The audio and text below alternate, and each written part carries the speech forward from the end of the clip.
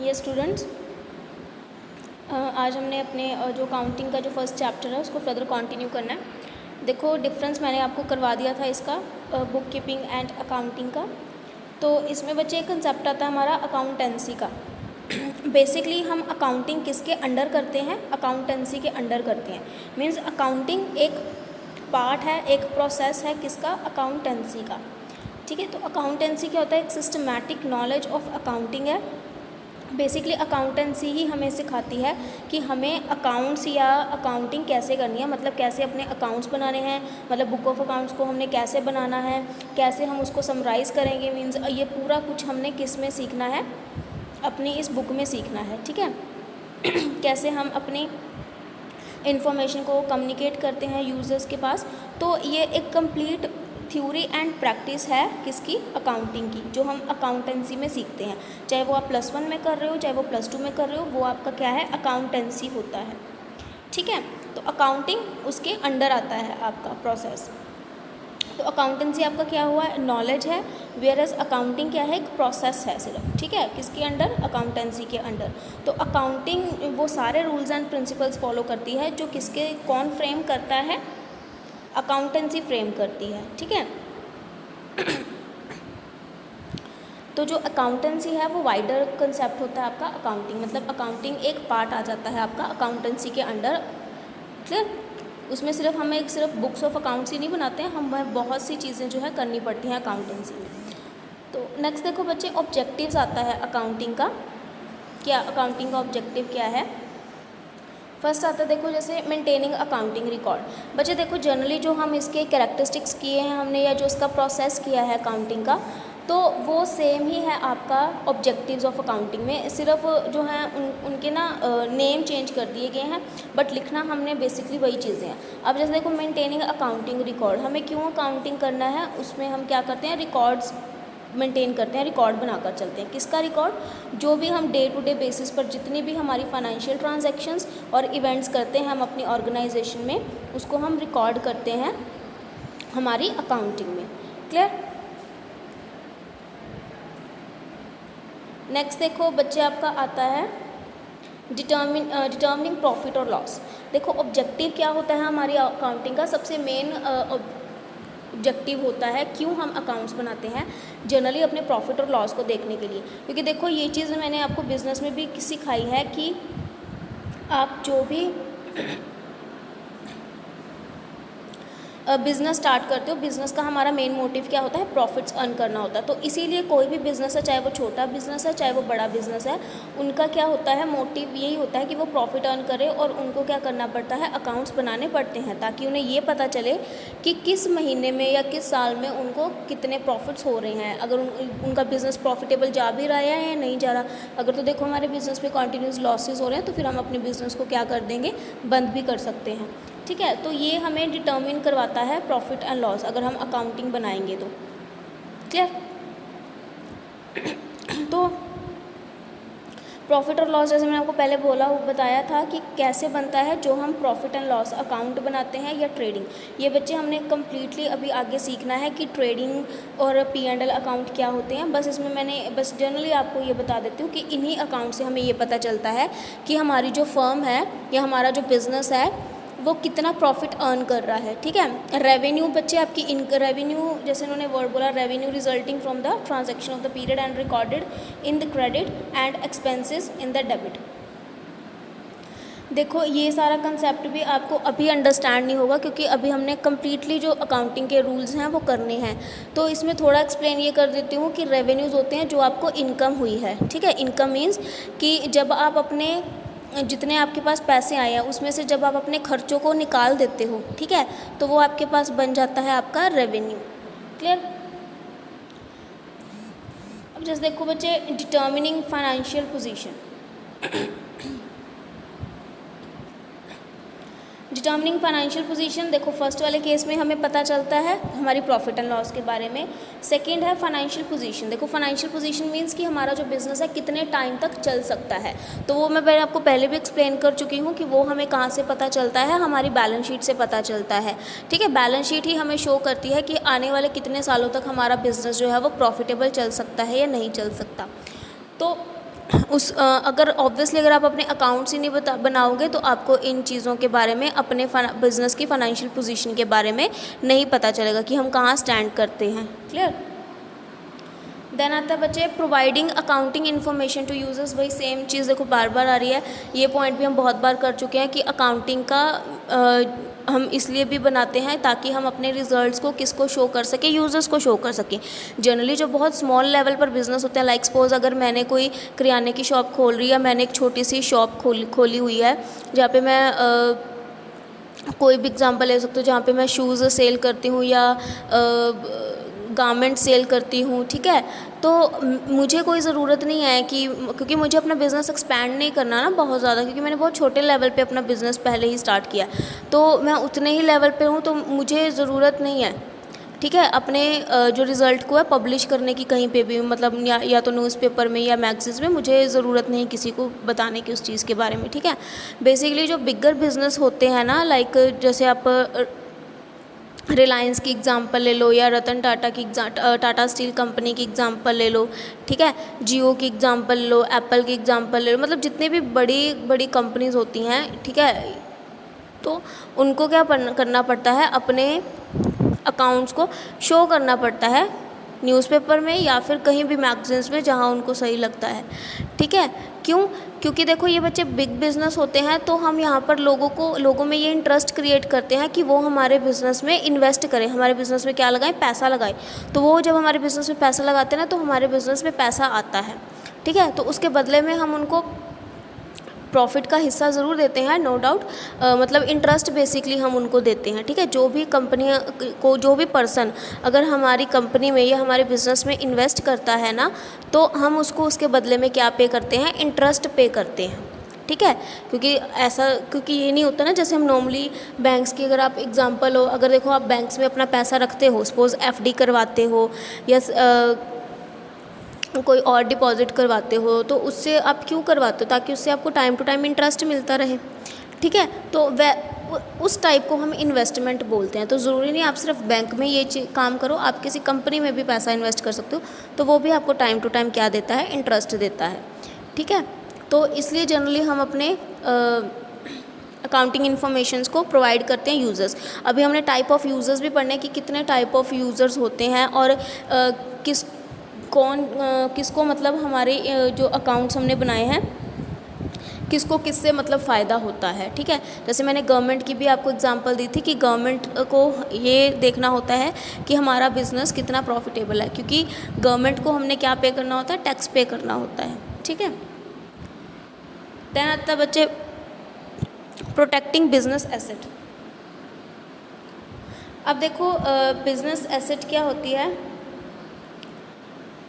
जो भी हमारा काम हम कर रहे होते हैं, ठीक है, बिज़नेस के अंदर, वो बच्चे आपका बिज़नेस जो एसेट आती है आपकी, ठीक है, उसी बेसिस पे हो रहा होता है। मतलब बिज़नेस एसेट आप ये ले सकते हो, अगर मैं सिंपली एग्जांपल दूँ कि जिस पे आपने खर्चा किया है, ठीक है, और उसको आप अपने बिज़नेस में यूज़ कर रहे हो ताकि हमें उससे क्या मिल सके, प्रॉफिट मिल सके, ठीक है। जैसे सपोज़ कर लो एक मशीनरी है, ठीक है, हमारा प्रोडक्शन हाउस है, तो हमारी एक मशीनरी है, तो उस मशीनरी से हम क्या है, सामान बना रहे हैं। तो वो मशीनरी पे देखो हम उसको लेके आए, उस मशीनरी को, उस पर हमने खर्चा किया, ठीक है। तो वो मशीनरी क्या होती है, हमारी एसेट होती है। बेसिकली बिज़नेस एसेट आप उनको बोलते हो कि जिन चीज़ों पे हम खर्च करते हैं और वो आने वाले कुछ सालों के बाद, ठीक है, हमें रिटर्न देती है या मींस हमें प्रॉफिट देती है, तो उसको हम अब बिज़नेस की एसेट बोलते हैं। लाइक जैसे मैं मशीनरी की एग्जांपल दे रही हूँ, तो मशीनरी पे मैं कुछ ना कुछ प्रोड्यूस कर रही हूँ, ठीक है। सपोज जैसे शुगर केन से शुगर बना रही हूँ, तो मैं शुगर प्रोड्यूस कर रही हूँ, शुगर को फिर मैं क्या करूँगी, मार्केट में सेल करूँगी, तो जब मैं सेल करूँगी तो मुझे उससे क्या होगा, प्रॉफिट मिलेगा। तो इट मीन्स कि मुझे प्रॉफिट क्यों हुआ, क्योंकि मेरे पास वो मशीनरी थी और उस मशीनरी को यूज़ करके मैंने शुगर बनाई और शुगर को बेचा, तो मेरे पास प्रॉफिट हुआ, ठीक है। तो ये बेसिकली बिज़नेस की एसेट्स होती हैं। तो इसमें हमारा अकाउंटिंग का ऑब्जेक्टिव क्या होता है, अपने बिज़नेस जो हमारी एसेट होती है ना, उनको प्रोटेक्ट करना, मतलब उनका रिकॉर्ड रखना अपने पास, ठीक है।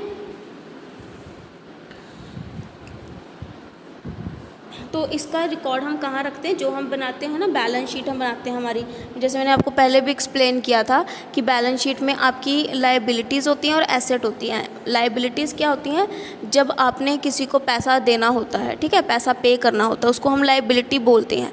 अगर हम किसी से भी सपोज लोन ले रहे हैं और हमारी लायबिलिटी है उस चीज़ को पे करना, ठीक है ना, लाइबल टू पे, इसी वर्ड से क्या बना है आपका लाइबिलिटी, लाइबल टू पे, क्योंकि हमने पे करना है। तो वो लाइबिलिटीज़ आती है हमारी, और क्या आती है हमारी एसेट्स, ठीक है, मतलब जिनको यूज़ करके हम क्या कर रहे हैं, अर्निंग्स कर रहे हैं, प्रॉफिट कमा रहे हैं, वो आपकी होती है बिजनेस की एसेट। देन देखो बच्चे आता है functions of accounting. Functions of accounting भी बच्चे सेम ऑब्जेक्टिव्स जो हमने किए हैं वो ये है कि अकाउंटिंग के मेन फंक्शंस क्या हैं, हम क्यों अकाउंटिंग करते हैं। तो सबसे पहले देखो वही मेंटेनिंग सिस्टमैटिक अकाउंटिंग रिकॉर्ड, कि हमने डे टू डे बेसिस पर जो हमारी ट्रांजैक्शंस या इवेंट्स आएंगे हमने उनको क्या करना है, रिकॉर्ड करना है। क्लियर। तो इसको बच्चे मैं दोबारा से डीपली एक्सप्लेन नहीं कर रही हूँ, क्योंकि ये चीज़ मैं पहले एक्सप्लेन कर चुकी हूँ, ठीक है। तो तो हमने रिकॉर्ड ये कैसे करना होता है, इसमें हमारे जैसे मैंने पहले भी बताया था अकाउंटिंग रूल्स चलते हैं, तो वो रूल्स अभी हमने पढ़ने हैं, ठीक है। क्या अकाउंटिंग के रूल्स हैं, क्या कैसे हम किनको फॉलो करके हम रिकॉर्डिंग करते हैं, तो ये सब चीज़ें अभी हमने करनी है। प्रिपरेशन ऑफ फाइनेंशियल स्टेटमेंट, की अकाउंटिंग में हम फाइनेंशियल स्टेटमेंट बनाते हैं। फाइनेंशियल स्टेटमेंट मतलब जिसमें दोनों ही आप शो, फाइनेंशियल स्टेटमेंट का मतलब होता है जिस पे आप दोनों चीज़ें शो करते हो, प्रॉफिट एंड लॉस अकाउंट भी और बैलेंस शीट भी। देखो बच्चे, जो प्रॉफिट एंड लॉस अकाउंट होता है ना, वो आपको इनकम स्टेटमेंट शो करता है, मतलब इनकम के बारे में बताता है कि कितनी हमें अर्निंग्स हुई। और जो बैलेंस शीट बताती है वो हमें बताती है हमारी फाइनेंशियल पोजीशन के बारे में, कि हमारा जो बिज़नेस का मार्केट में स्टेटस क्या है, पोजीशन क्या है उसकी मार्केट में, वो हमें कौन शो करता है, बैलेंस शीट शो करती है। तो जब हम फाइनेंशियल स्टेटमेंट वर्ड यूज़ करते हैं ना, तो इसमें ये दोनों चीज़ें आ जाती हैं, इनकम स्टेटमेंट भी एंड बैलेंस शीट भी। तो इन्होंने बस वही एक्सप्लेन किया है यहाँ पे कि अगर आपको अपनी प्रॉफिट एंड लॉसेस के बारे में जानना है तो हमें अपना P&L अकाउंट बनाना होगा, और अगर पोजीशन स्टेटमेंट देखनी है तो आपको अपनी बैलेंस शीट बनानी होगी, ठीक है। और बैलेंस शीट बच्चे जो आपकी बनती है ना, जो मतलब जो भी हम ये जो फाइनेंशियल स्टेटमेंट बनाते हैं वो साल के एंड में बनती है जनरली हमारी। अब बेसिकली देखा जाए तो अब ज़्यादातर जो बड़ी कंपनीज़ हैं वो हर क्वार्टर में अपनी बैलेंस शीट या फिर P&L शो करती है, ठीक है। क्वार्टर्स मीन्स हर 3 महीने बाद, और हाफ ईयरली भी शो करती है, बट जनरली अगर हम ओवरऑल देखें तो 1 साल की हमारी बैलेंस शीट बनती है, ठीक है।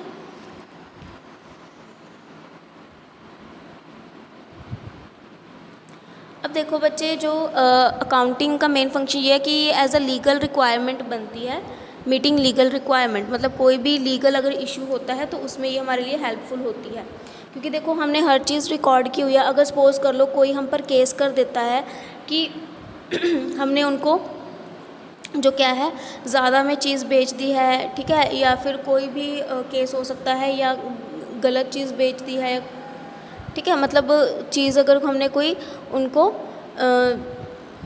क्या बोल सकते हो ज़्यादा प्राइस पे दे दी है, ठीक है, तो उस केस में जो हमारा अकाउंटिंग रिकॉर्ड होता है उसको हम यूज़ कर सकते हैं एज अ एविडेंस, ठीक है। उसको लॉ में मतलब उसको हम कोर्ट में एज अ एविडेंस यूज़ कर सकते हैं अपने अकाउंटिंग रिकॉर्ड्स को, ठीक है।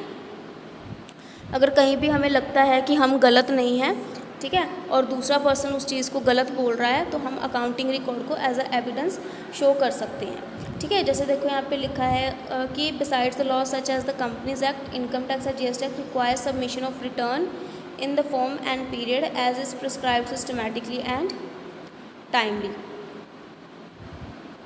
A systematic accounting record maintained following the accounting principles and concepts accepted by the authority to be correct.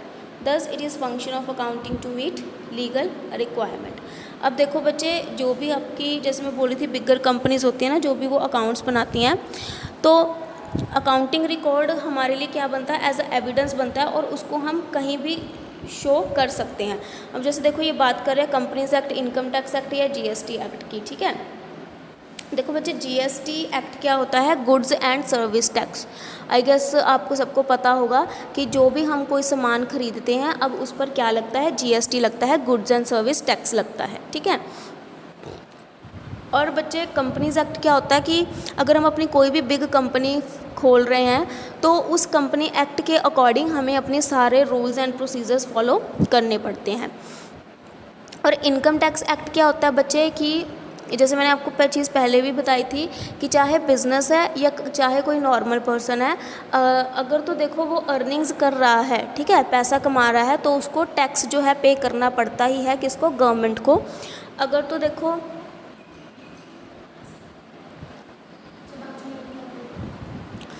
अगर देखो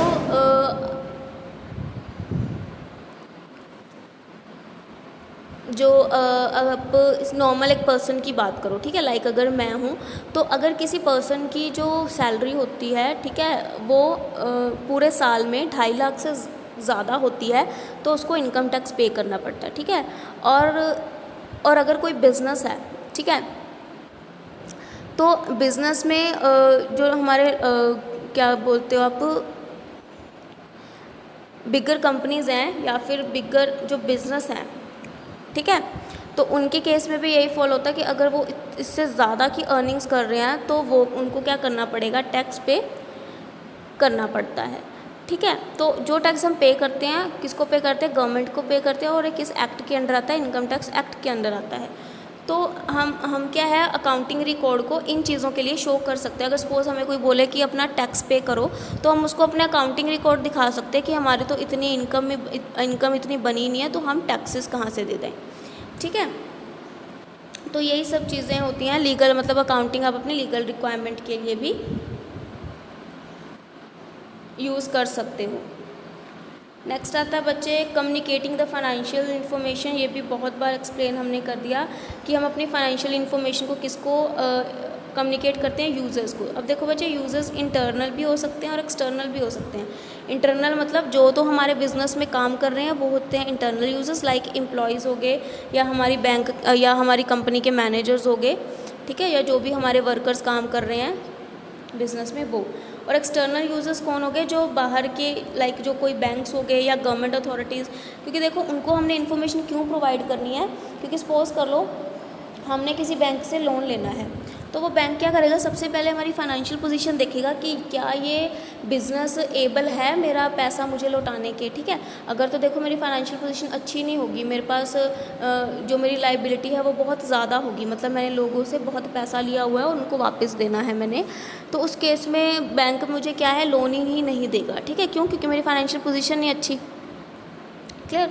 तो इसलिए हम जनरली फाइनेंशियल इन्फॉर्मेशन को क्या करते हैं, कम्युनिकेट करते हैं, क्योंकि वो हमारे लिए बेनिफिशियल होता है कि अगर हमारी फाइनेंशियल पोजीशन अच्छी है तो हमें ज़्यादा फॉर्मेलिटीज़ करने की ज़रूरत नहीं होती, हम बस उनको ये शो करते हैं और इजीली लोन क्या है, ले सकते हैं। Assistance to management. अब देखो बच्चे, असिस्टेंस इन मैनेजमेंट मतलब मैनेजमेंट का मतलब होता है मैनेज करना, ठीक है। अकाउंटिंग रिकॉर्ड एक ऐसा हमारा एविडेंस होता है या इन्फॉर्मेशन होती है जो हमें ये बताती है कि कैसे हमने इन फ्यूचर अपने बिज़नेस को मैनेज करना है, ठीक है। अगर तो देखो हमारा जो बिज़नेस है वो लॉसेस में जा रहा है या फिर अच्छे प्रॉफिट्स नहीं हो रहे, तो मैनेजमेंट क्या करती है, मतलब मैनेजमेंट में पर्सन्स होते हैं, ठीक है, वो क्या है, डिसीज़न लेते हैं रिगार्डिंग बिज़नेस कि अगर हम कहीं भी गलत जा रहे हैं तो उसको हम सही कैसे करें। एक्सपोज हमें अगर लॉसेस हो रहे हैं, प्रॉफिट कम हो रहे हैं, तो हमने ये देखना है कि कैसे हम अपने प्रॉफिट्स को बढ़ा सकें। मतलब अकाउंटिंग रिकॉर्ड जो होता है हमें डिसीज़न मेकिंग में हेल्प करता है, डिसीजंस लेने में हेल्प करता है, ठीक है। देन बच्चे देखो आएगा advantages of accounting. Advantages of accounting में बच्चे देखो first one, financial information about business. वही एडवांटेज अकाउंटिंग का क्या होगा, पहले भी हमने ऑलरेडी कर लिया कि इससे हमें प्रॉफिट लॉसेस का पता चलता है, हमारी बैलेंस शीट का मतलब हमारी फाइनेंशियल पोजीशन का हमें पता चलता है अगर हम अकाउंटिंग बनाएंगे तो। असिस्टेंस टू मैनेजमेंट, वही सेम पॉइंट दोबारा आ गया कि मैनेजमेंट के लिए हेल्पफुल होगा डिसीज़न लेना, और अगर हम कहीं गलत जा रहे हैं तो उन चीज़ों को कंट्रोल करना। ठीक है। रिप्लेस मेमोरी मतलब हमें सब कुछ रिमाइंड करवा देता है अकाउंटिंग रिकॉर्ड, क्योंकि हम अपने डे टू डे ट्रांजैक्शंस को माइंड में तो रख नहीं सकते, तो वो सब चीज़ें हमें सिर्फ अकाउंट्स अपने देखकर पता चल जाता है। फैसिलिटेट कंपैरेटिव स्टडी, कि हम इसमें क्या कर सकते हैं, कंपैरेटिव स्टडी मतलब हम अपने एक साल का जो रिज़ल्ट है उसको, या एक साल के जो अकाउंटिंग रिकॉर्ड है उसको कंपेयर कर सकते हैं दूसरी अकाउंटिंग रिकॉर्ड के साथ। ठीक है। तो उससे हमें पता चल जाएगा ना कि क्या हम प्रॉफिट में जा रहे हैं या फिर लॉसेस में जा रहे हैं। अगर सपोज़ करो पिछले साल का हमारा प्रॉफिट ज़्यादा है एज़ कम्पेयर टू इस साल, तो हमें ये देखना पड़ेगा कि हमारी गलतियाँ कहाँ कहाँ पे रही हैं, तो उसको हम क्या करें, रिमूव करें। फैसिलिटेट लोन, जैसे मैंने पहले भी बोला कि अकाउंटिंग हमारा रिकॉर्ड देखकर ही हमें जो लोन है वो ईजिली मिल जाता है अगर हमारी फाइनेंशियल पोजीशन अच्छी है तो। देन बच्चे facilitate settlement of tax liability. ठीक है। तो अब देखो, जैसे हमने ये चीज़ पहले ही बोला कि जो अकाउंटिंग रिकॉर्ड है वो आपका एज अ एविडेंस यूज़ हो जाता है, तो ये क्या करता है, सिस्टमैटिक अकाउंटिंग आपका रिकॉर्ड होता है। ठीक है। मतलब जो भी हमने इनकम टैक्स पे करना है या सर्विस टैक्स हम पे करते हैं, क्लियर, तो उसके लिए एक प्रॉपर एविडेंस है कि जितना हमारा बनता है हम सिर्फ उतना ही पे करेंगे, कोई हमसे ज़्यादा चार्ज नहीं कर सकता। अगर कोई करेगा तो हम उसको एज अ एविडेंस शो कर सकते हैं। ठीक। देन बच्चे एविडेंस इन कोर्ट, वही सेम चीज़ आ गया कि उसको एज अ, अगर कोई भी हम पे स्यू करता है, ठीक है, या कोई हम पर गलत केस कर देता है, तो हम अपने अकाउंटिंग रिकॉर्ड को शो कर सकते हैं एज अ एविडेंस, कहाँ पर, कोर्ट में। फैसिलिटेट सेल ऑफ बिजनेस, अगर देखो हम अगर चाहते हैं किसी एक प्लेस पर जाकर कि मतलब किसी, सपोज़ कर लो मैंने 3 साल बिज़नेस किया और अब मैं सोच रही हूँ कि मैंने अपना बिज़नेस सेल कर देना है, तो अगर मेरा बिज़नेस वो ही पर्सन लेगा, परचेज़ करेगा जिसको दिखेगा कि हाँ ये बिज़नेस प्रॉफिटेबल है। ठीक है। तो उसको मेरी प्रॉफिटेबल कहाँ से पता चलेगी, प्रॉफिटेबिलिटी कहाँ से पता चलेगी, मेरी अकाउंटिंग रिकॉर्ड्स को देखकर। मतलब अब मेरा मन नहीं है बिज़नेस को करने का, तो इसलिए मैं अपने बिज़नेस को बेच रही हूँ, तो ऑब्वियसली बच्चे वो ही लोग मेरा बिज़नेस खरीदना चाहेंगे जिनको ये लगेगा कि हाँ ये बिज़नेस प्रॉफिटेबल है और आगे चल सकता है। ठीक है।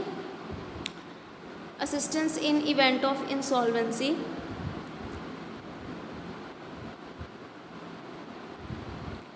अब देखो बच्चे, assistance in the event of insolvency का मतलब होता है कि कई बार होता है हमारे पास कुछ पैसा नहीं बचता।